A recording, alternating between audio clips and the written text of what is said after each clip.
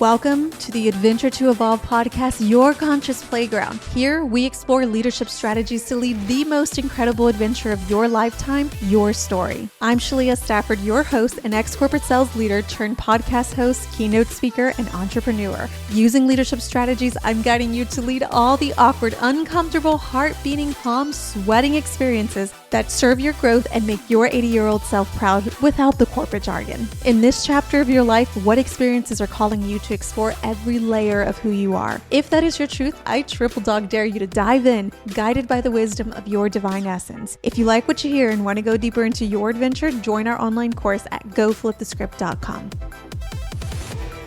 Welcome back, everyone. It is Shalia here, and I am so thrilled to have this conversation today with Raj. On today's podcast, we are continuously looking to explore and align with this. How do we get to our fullest potential with our truest essence? Understanding how do we discover and expand the full aspects of our being on the rawness of this adventure and leading the Pinterest versus reality moments that we all come across. And today, I am thrilled to have Raj join us to help demystify chakras and what that might look like on our adventure. So Raj, thank you for being here with us today. I'd love for you to give us a quick bio about you. Yeah, so I have a very varied background, right? So I worked for Ernst & Young as a corporate consultant for much of my career. And my career was based around bridging the gap, let's call it. So being the person in between people and solutions, people and tech, right? So that's where I've come from. And I've got a lot of drive still in that area to support people like that, right? However, I went on a journey, let's call it, where things just started shifting in my life. Some people might call that spiritual, but I tend not to use that word too much because it can have a kind of gray area meaning. I like to just say that I discovered that there's more in life, right? There's more to discover, there's more to live through. So I went traveling for a few years. I left everything behind. I went all around the world, Asia, Latin America, on my own with just a backpack. And I had a lot of challenges with my mind, with my body, with who am I, where do I go in life? So like, long story short, and I'm sure we'll get into some of the story, long story short, I came back with a mission to actually help people master this thing called aliveness, right? And to me, that means inside freedom, inside aliveness, health, vitality, vibrancy, as well as living our lives to the fullest. So that's leadership, right? So sometimes I'll have the title leadership coach. Sometimes people will put a different title on me, right? But the main thing is, are we leading our lives with purpose, with drive, with excitement? And I bring a lot of the Indian Eastern wisdom into all of that, right? As a tool set to enable us to get there, let's say. Now, one thing that I've been trying to get better at, Raj, and that I have been more conscious about, especially when I have guests on the podcast, we're so quick to go into tell me your bio. And I just caught myself doing that again with you. Mm-hmm. And I've explored that with the previous guest who's really helped centered me because I don't want our bios to lead who we are because we're so much more than that. So the question that I have been challenged to remember to infuse into these episodes and that I really want to bring myself back into is what matters to you most? Okay, great. In this chapter of my life, what matters to me most is experiencing life to the fullest, right? And that to me used to be this thing of like, let's travel and see all the countries I can, or let's have fun. But now it's like, that means exploring the fullest potential that I have and then getting it out there in the world, right? Not just I feel it in here, actually getting it out there in the world. Yeah. Oh, I love that. As a tradition on the show, and just to get to know you a little bit better, we like to do a few fire away questions. Yeah, let's do it. Yeah. What is something that you're curious about right now? Oh, that's a big question. I love asking questions to others as well, right? So what am I curious about? I'm curious about what it would be like to live in a different country for a long-term period, right? Because I've done a lot of travels and I've lived in countries. I've been a digital nomad for some months or weeks or whatever. But I'm curious right now. I'm wondering, like, what would it be like if I was living in the US, for example, as me, as a British guy?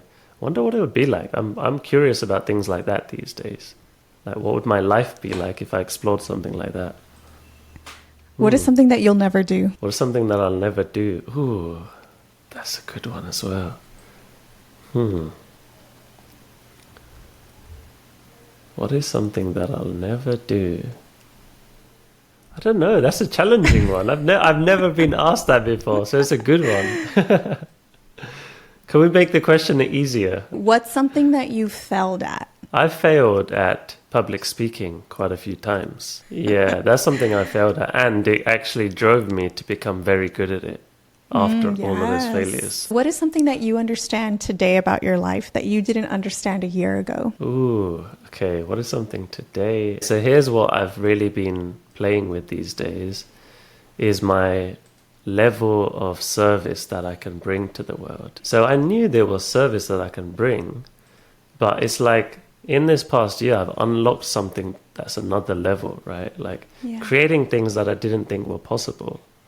So that's probably the biggest one this year. Complete this thought. I wish I would have paid more attention when. So I wish I would have paid more attention to what's possible in this world of creation, right? Like I didn't really think about that stuff when I was younger. Like, oh, let's go and create something. Let's put videos out there and stuff. So yeah, that's probably a big one. If you had to break up your life into 3 chapters up until this point, what would you name each chapter? Wow, that's amazing. Like, wow, okay. 3 chapters up to this point. I'd say the first chapter of my life, let's call it my adult life, was focused on just having fun, right? Just having fun. I didn't care about anything. I didn't have a passion. I didn't care. My passion was fun, actually. Let's say that was my passion. So the next chapter was, I'd call it the yogi's path, right? Going really inward and looking at all of these things of like, what's life made of? What is life about? Very like explorative. And then the third part of my life, which happened probably in the last 5 years or so, has been, what can I create into the world, right? What can I put out there? How can I influence others? How can I support others? What is something that makes you uncomfortable? Oh, okay. What makes me uncomfortable? I've been very uncomfortable with water, right? With being in the sea, for example. That has made me uncomfortable throughout my whole life. So I didn't learn to swim. And I think because I had some kind of like psychology about water when I was younger as well. Maybe a past life, I don't know if I even believe in that, but yeah, maybe a past life I had a drowning or something. But yeah, like that makes me uncomfortable. Even now, I learned to swim eventually, but even now it still makes me quite uncomfortable to be in sea, you know. If your 109-year-old self were to jump into a time travel machine and come back to this very moment and give you a piece of advice, what advice would he give you right now? Wow. 109 years old. That's a good age to live to. I'm glad I'm still talking at that age. Yeah. I think he would probably say to me, oh, that's a good one. I think he'd probably say to me, share your gifts more, right? Because the more you've shared your gifts, the more you felt amazing, and so have others. Let's kick things off. Let's get into demystifying chakras. The first question that I have for you is really about helping us set that foundation around chakras. For those who are tuning in, who have only heard the word chakras in passing, how would you describe what a chakra is in the simplest terms? Yes. So I would describe it as a scientific energy system that we have within us. And I choose the word scientific for a reason, because the thing I stand for is to make sure that this doesn't get into the world of like fluffy, cute stuff that it sounds nice and it's all spiritual. I like to see it as usable tools, this usable energy system that we have. It's a usable energy system. I love that. I hear you've called it is it the power centers as The well? power centers. Yeah, that's it. Yeah. I've never Yeah. heard about it that way. It is the power centers, energy systems. Yes. I love that. Can you share a story of when you first became aware of chakras and realized its importance? Yeah, okay. So I first became aware of it when I stepped into my first yoga class, right? So around that time. I was a bodybuilder. I was I was huge. I was a muscular guy. And I never thought I'd ever do yoga, right? But I randomly went into this class because there's a pretty girl who was like, "Hey, do you want to come to yoga class?" I was like, "Sure, yeah, you're going. Why not?" Yeah, that's motivation enough. That's motivation, right? I was like, I'm the only guy in here. This is kind of fun. So anyway, I went to that class, and for the first time, I actually felt relaxed. More than any exercise would have given me, nothing would have given me that. I felt relaxed inside, right? And then after some weeks and months, I noticed this like tingling going on in my forehead area. And I was like, what is going on? Is this because I'm relaxed? What is it? And I didn't know what was going on at the time, right? But I noticed that there was like energy clearing inside of my head, inside of my brain. And that's one of the power centers around here, right? So that's when I first, I wasn't really aware of it so much. I didn't know what was going on, but I started noticing something clearing here, let's say. Yeah, so that was your aha moment and not quite sure how to put words to it, but you could feel it in your body. Yeah, an actual experience, exactly, yeah. Out of curiosity, I know you mentioned not wanting to get into the whole woo-woo-ness, right, of the skeptics corner, but what would you say to the skeptics who find the whole idea of chakras to be woo-woo or pseudoscience? Yeah. So I'd say to them, let's take the example of the heart, right? We feel things in there. We feel it. We look at someone that we like or we love, like some family member, partner, and we feel something, right? There's an energy going on. So I'd say to them, that's one real hard example of there's a energetic occurrence. That's just one example. And then I'd say things like the core, right? I call it the core center, the fire inside of us. We twist our bodies, we lift weights, we digest food. There has to be something there that does that, right? There has to be a system, you know? So I'd say look at it like in that way. Real things that we feel, that probably gets the skeptics interested. Right. It's intangible, but it gives so much power to how we experience our life. Exactly. So for people who may feel out of balance these days, how do misaligned chakras manifest in the day-to-day life? Yeah, that's huge. Yeah, because the whole thing is to align them, right? It's to get everything balanced, working together as one. So when there's misalignment, it could be something as simple as you have an idea in your head, you're thinking something, you have a vision in this center in your head, but your body is struggling to take the action, right? Procrastinating. So that's a misalignment where it's like you're very good at a vision and strategy and thinking about stuff, but the embodiment of it, the fire needed, the confidence needed to actually go and do it, that's a misalignment, right? Right. And then another example is the flip side where, you know, I've had like ex-girlfriends, for example, before who've been very like impulsive and they're like, let's do this, and they're on it. They don't think about it. Their body's in there first. They're not thinking at all. Their body's there first. Whereas I'm quite like, I think sometimes, then I do stuff. So then again, that could create a misalignment if they're just constantly just doing stuff impulsively, but not really feeling into like or thinking into what do I really want, you know? How do you tell the difference between the impulsivity and the intuition? Yeah, that's a good one. I'd say intuition feels like a pull. It feels like you're being pulled, and it feels like a calming kind of voice telling you, let's move, let's go here. Whereas impulsivity can sometimes be psychologically driven, right? Like, let me do this because this will make me feel this psychologically good or emotionally good. I'd say intuition comes from a deeper place, like a deeper knowing, and it just feels like everything's right.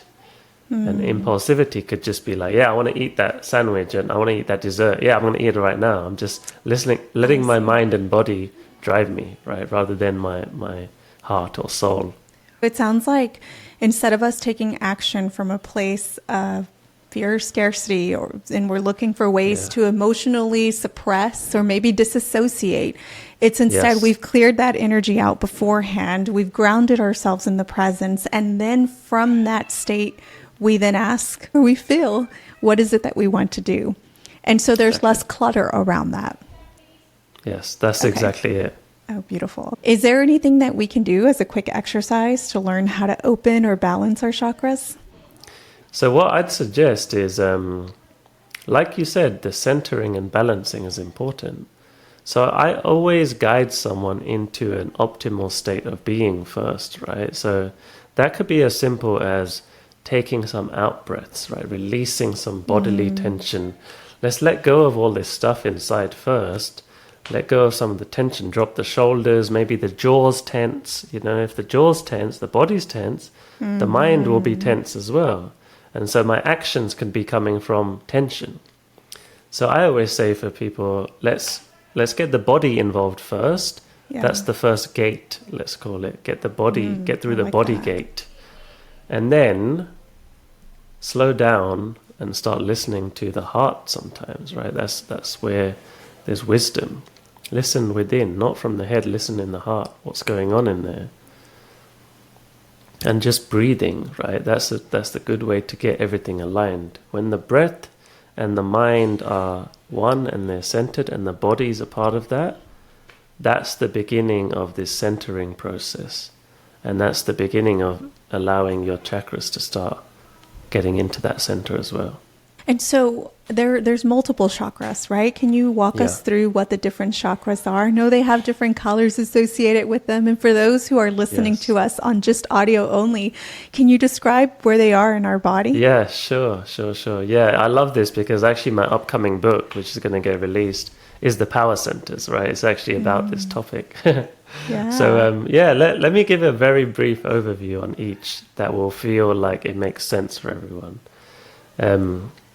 Chakra number 1 is the root chakra, and it represents, so it's in the area of the body, I'd say it's in the bottom of the spine, right underneath, in like the back of the body, let's say, like where we release waste. Let's just put it that way. Okay. Right? Where we release waste. So that's where it's easy visual, everybody. Yeah. That's the easiest way for me. That's the cleanest way for me to say it, right? With the cleanest language. Yeah. So that's where it is, right? It's where the food is coming out, and it's connected to food. It's connected to our physicality on this earth, right? Our physical existence, our survival, our stability, our survival as a animal, let's call it. So that's the first one, and we can get into all of this in a moment, but that's what it represents, our safety, let's call it. Number 2 represents, I call it the creative center. The creative center is around like the sexual organs, basically. And it represents our ability. There's so much power there, right? If we can make children, if we can make other human beings through this area, then there has to be something going on there that we can use. So it represents our ability to feel things, to feel pleasure, and to create anything, right? So it's a creative force. It's the juice, I call it, right? The juice that's moving through us. And what's that one called again? I call it the creative center. The creative center. Yeah. So that's that one. And then number 3 is I call it the core center. The core center. In other chakra languages, like standard ones, they'll call it Manipura chakra, the Indian term, or they'll call it the solar plexus. But core center. The core area is there. We're twisting and turning our bodies. We're digesting food from that area. It's a solid base, let's call it. And it represents strength. It represents strength and confidence and willpower, right? So if I want to get something done, there's the fire in the belly, as they say, right? It literally represents fire in the belly.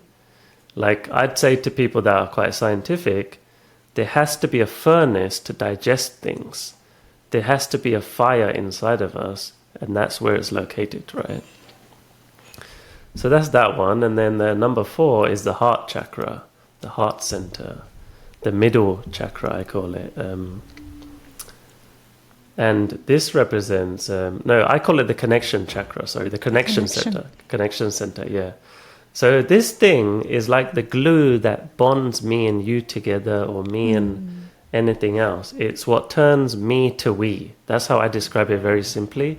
Going from me, to there's now a we between us. So it glues things together. It allows, I put this in my book, I said, what allows rain and a leaf to work together? Why does the leaf allow in water into its skin? Because there's some kind of connective force. There's some kind of connective force that allows for that, right? And some people might call that love. Some people might just call that there's some kind of bridge, right? There's a bridge that puts things together. That's what it represents, and it can create a lot of freedom to open this bridge, let's say. So that's that one. And then the next one, number 5, is the throat center. And that represents our ability to express ourselves. I call it the expression center. The expression center. So there's something in me, there's a passion, there's an idea, there's something in me that wants to come outward, right? So it comes out through the sound vibrations of our voice. But not just that, it's like our actions, we move our arms, we're dancing, anything is all, and it's all self-expression, right? So the throat represents our ability to speak confidently, to show who we really are, to do what we really want to do. And then the next one, I call it the vision center. It's around the area of the third eye. And it represents our ability to see things. So you can close your eyes and you could just, like people can practice this, they could just close their eyes and start imagining things or visioning things, visualizing. That's what this thing does, right? And it also has an extra power, which is it helps us to align all of the other centers together. It unifies them, right? Because if I can see and I feel and everything's working together, that's what this thing does. It's like a command center. So that's that one. And then finally, the 7th chakra is the, I called it the crown center, actually. So that's traditionally what it's called as well, the crown center. But it represents our ability to surrender, to let go, right? Like it's located outside, just above our head. And I think that's for a reason, a very logical, it makes sense, right? It's like this, connect to something beyond you. This thing's outside of you to show you, hey, look, there's something beyond this you and your thoughts and your body. It's there to connect us to higher dimensions, you might call it, or God. People might believe in things like that, consciousness, universe. And actually, everyone connects to that center. So this actually connects us with the divine of everyone and everything, right? And more logically, how it's used is helps us relax, right? Helps us just say, I'm done for the day. I'm going to go to sleep. I don't need to do anything else, you know? Raj, in my mind, and I'm imagining too, for those who are new to chakras, I'm envisioning this line of connect the dots. Yes, exactly. In our body. Exactly and that. Is that the goal? Should they be all activated and connected at the same time? Is that the ultimate goal that we're all getting to? Do they kind of turn on individually and in different points? How does that work? Yeah, so basically everyone's using all of them all the time, right? So we sleep and we say, I'm going to sleep, so we're surrendering at some point. Or we feel things. Sometimes we'll go for pleasure senses, right? Let me go and eat that cake. I'm working from my pleasure center. My mind's mixing in that. So we all have it. It's all active, but it's how are we using these things for our own goodness, let's call it. And like, you know, the term skill stacking, right? It's very popular in like work and stuff, stacking your skills. Like, okay, you speak and you're grounded. Yeah. That's how we can use these things as well, right? Let me ground myself in the lower center, and then let me speak with confidence, and then from the heart. So yeah, ultimately, if they all work together, that is like pure potential. That's our highest potential, basically. Which chakra do you find that most people struggle with, and why do you think that is? Yeah, okay, good one. Most people struggle with either the root center, which is around safety and my physical existence. You know, you'll see people arguing with each other or getting angry at each other. They don't want to do that. It's just that their body is firing into this state of anger because I feel threatened, and you know, the animal mind kicks in. The animal gorilla mind kicks in and says, I'm under threat. I got to protect myself and fight or shout. So that one can be very challenging, because if there's no sense of stability, it's like forever fear of death, or forever fear of like something bad happening. That one is very challenging, as well as the second center, which is around our feelings, right? Like feeling things. I had a lot of challenges around shame, you know, like shame of I can't be this way, or it's bad if I show myself to others, because I had this feeling, these hurt feelings of I'm not accepted, or it's not okay for me to be certain ways, right? And there was a lot of blocks around that second center, around the ability to be myself, you know. What kind of impact did that have for you on your well-being and on your situation? Realizing that, but then also understanding what it is that you can do to, is the word rebalance or activate your chakra? What's the terminology there? When we recognize something's off and then we have an ability to bring it back. Yeah. So like what I'd say is clearing it. I'd say clearing it. Like we have like a dish that we want to clear. It's got food all over it. We want to clear it, right? And now the dish is clear. So yeah, for me, when it was challenging me, I didn't know anything else, right? I wasn't conscious to any other way of looking at life. So my whole frame of life was, it's hard for me to speak in front of people. I had a lot of social anxiety, you know, so it's very hard for me to express myself. It's very hard for me to show myself. And my whole body would go into like fight or flight or anxiety or freaking out, all of that kind of stuff. Because that center hadn't really had a chance to develop or like flower, let's call it. The flower didn't open. Yeah. And what did you do to open your flower? Yeah. So many things, right? Like I worked with a lady who she has experience in energy center work, let's call it. So that was really helpful. She helped me to see that it's okay to feel certain things. I don't need to store certain things. It's not necessary. She helped me with that clearing process, right? So that, as well as when I started practicing breath practices and yoga practices, because it pushed this energy, this life force into my body. And if I put my awareness on certain areas, I can move the energy towards that area, right? Or just think what's blocked here, what feels like I'm challenged by, you know, the shame stuff. So it was a combination. It was like reading books, learning from people who've gone through this, doing active practices, energy practices, as well as getting help from people, you know, really allowing myself to get help. That's awesome. The beauty of community and how it helps us continue to evolve our essence. So I know you mentioned there were some culture nuances there. How do different cultures interpret or utilize the concept of chakras? Yes, good question.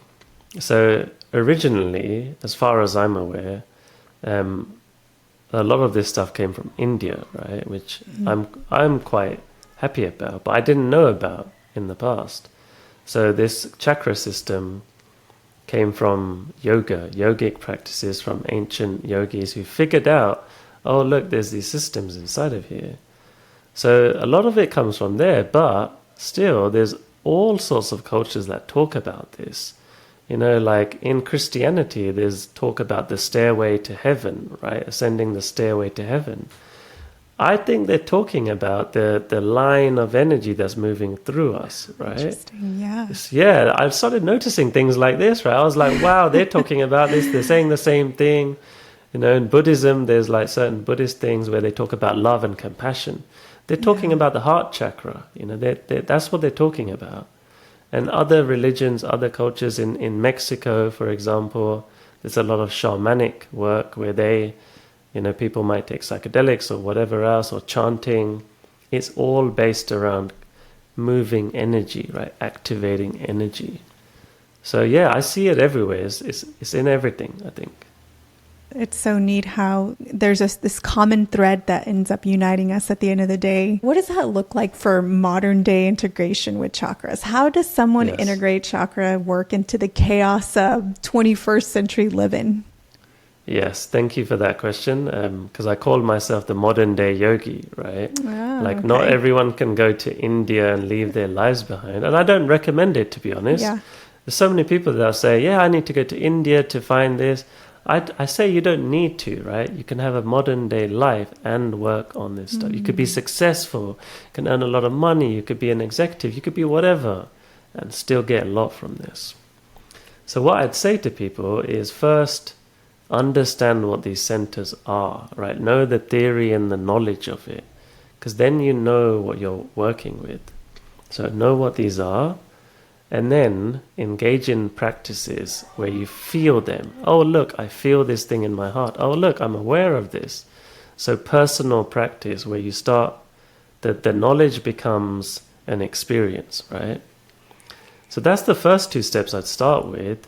And then after that, there's obviously like clearing practices and awakening practices to use these things better, right?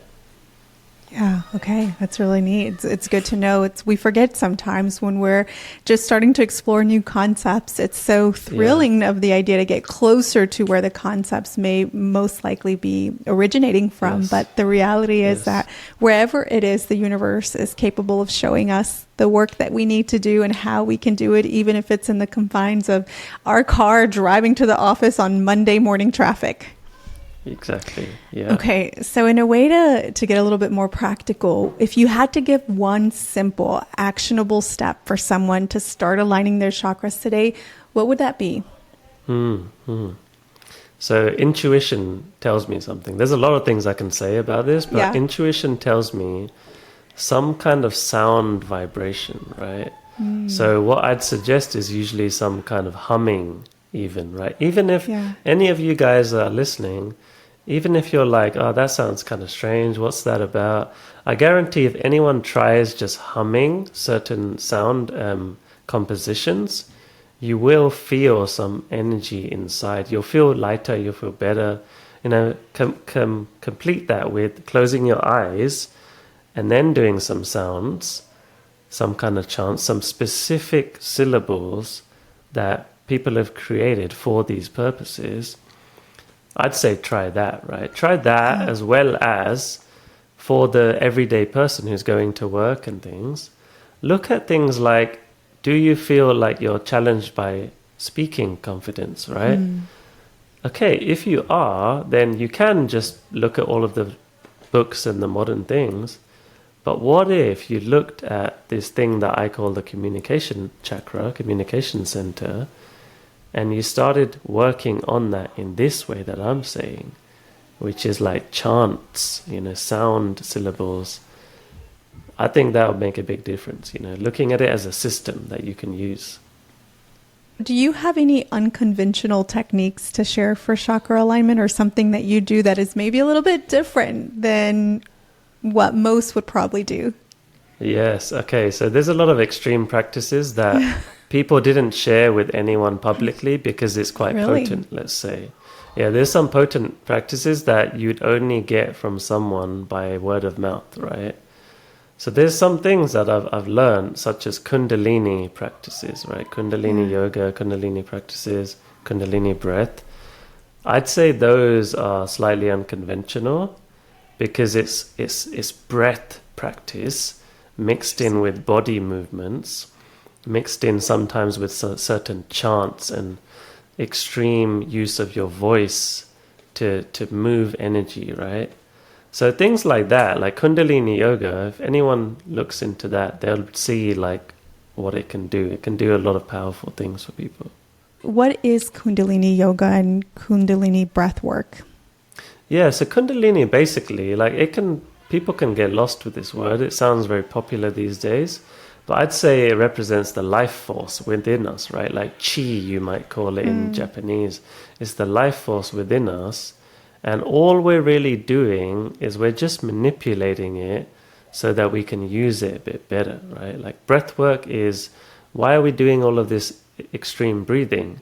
To pump oxygen into ourselves so that we feel more alive, right? And if it's done very specifically, that's what Kundalini practices do. It's the extreme science of it, like the deep science of it. Because there's all these breathworks things and you can do it, but you're just like, you don't know what you're doing. It's not very specific. It's just, sometimes people would just lead people through this stuff, random, and hey, I feel good after it. I feel high. Oh, great. And then the problems come back, right? Yeah. But Kundalini and certain yogic techniques they're designed to treat certain things that you want in your life, right? That's why they're so potent. Let's get into myth busting. What is the biggest misconception about chakras that you wish to debunk? Yeah, huge one. Thank you for that. The biggest one is that this is some kind of like light, airy, fairy stuff where you light a candle and I'm working on my throat chakra. I've got my colored candle, you know. And sometimes even the colored thing can become too much, right? It is true. There are certain colors that can relate to it. But I think that is where it becomes these like myths, and it doesn't, like, I'm very proud of this work as being like essential stuff, you know, for people. So the myth is when this becomes like very like airy fairy, let's say. When we go beyond the self, how do our chakras interact with the energy of people and environments around us? Yeah, wow. Okay, so this is a good question because especially if people look into spiritual work, sometimes it can get very easy to disengage with life, right? And forget life and find life challenging.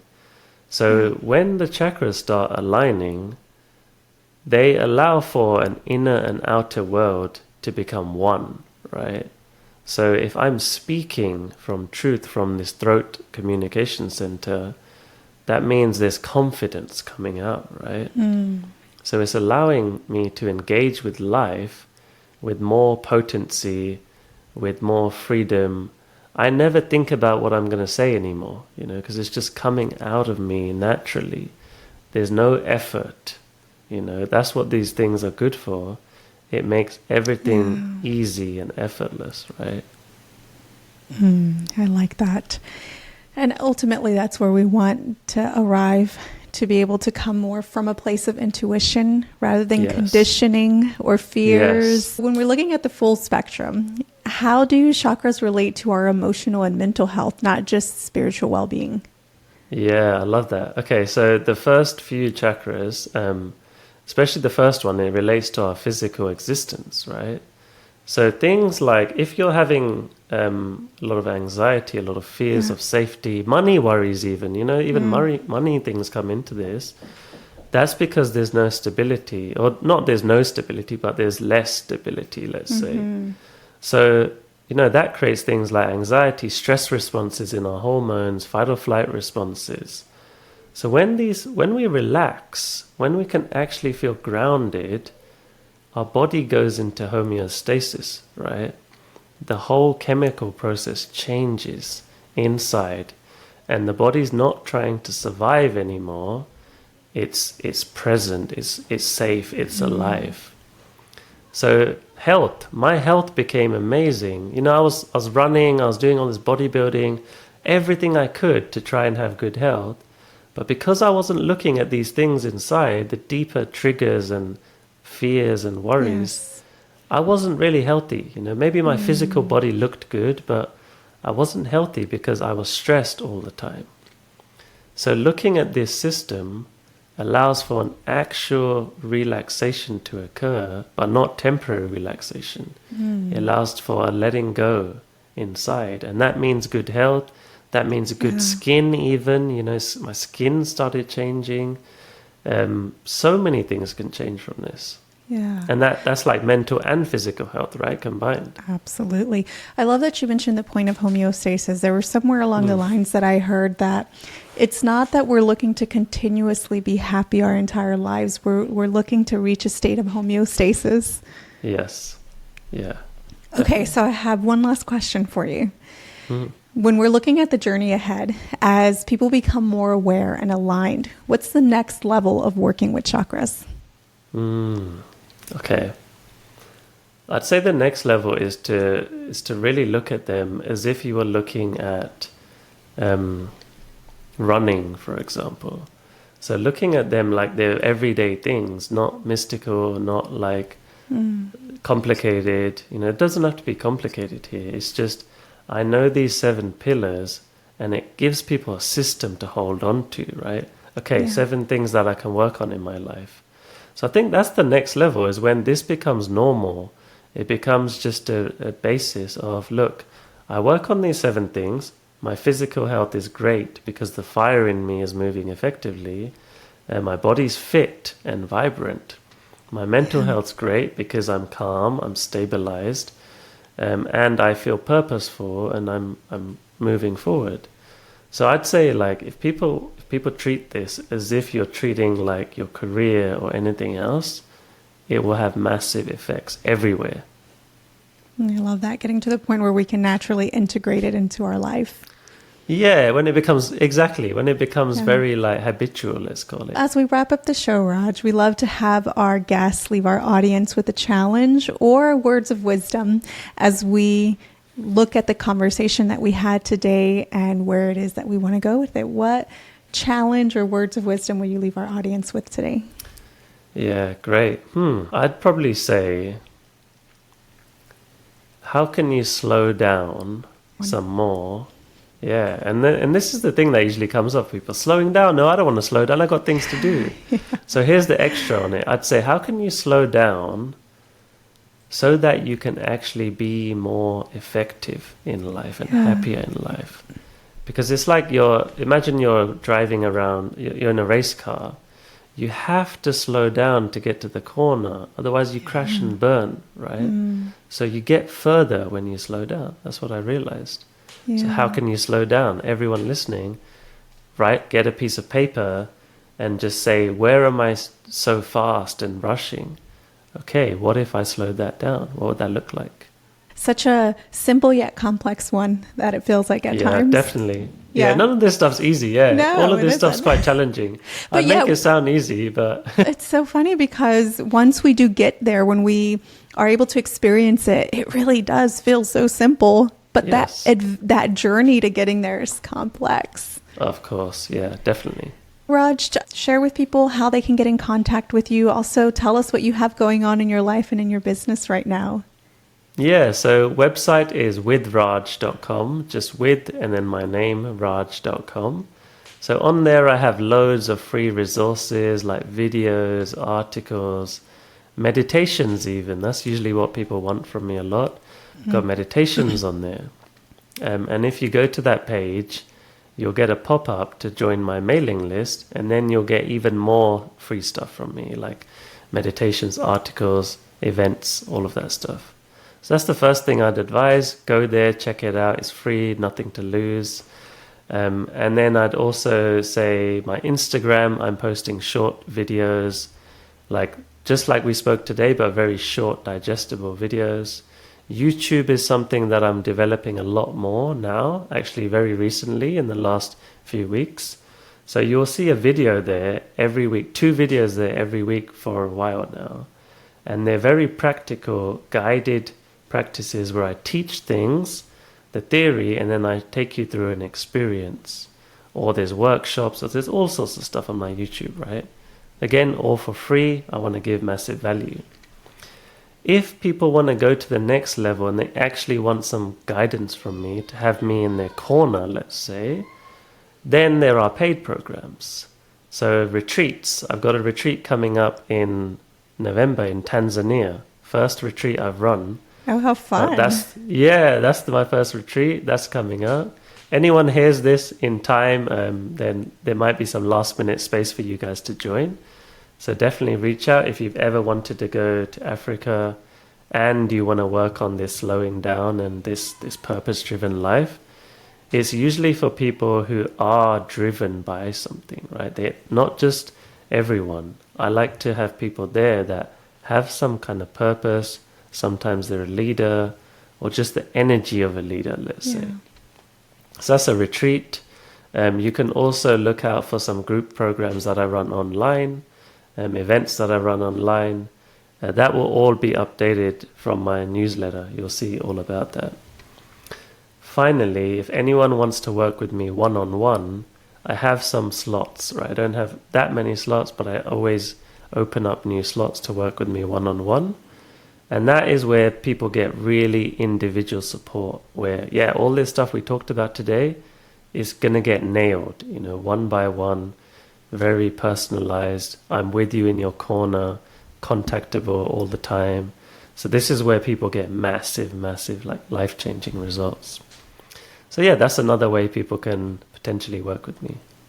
Awesome. Well, appreciate your time. And to our listeners, the ball is in your court. I challenge you to take action, dive deeper into the experiences that will call you into your alignment with your highest self. Stay curious, stay brave, and stay true to yourself. Until next time, you are listening to the Adventure to Evolve podcast. Thank you again, Raj, for sharing this space with us. Thank you. If you found even the smallest nugget of wisdom in this episode, share it with a friend and your friend will thank you. Let's continue the conversation with like-minded leaders and join us on Facebook at Go Flip the Script. Until next time, I challenge you to incorporate what you learned today to evolve your leadership impact.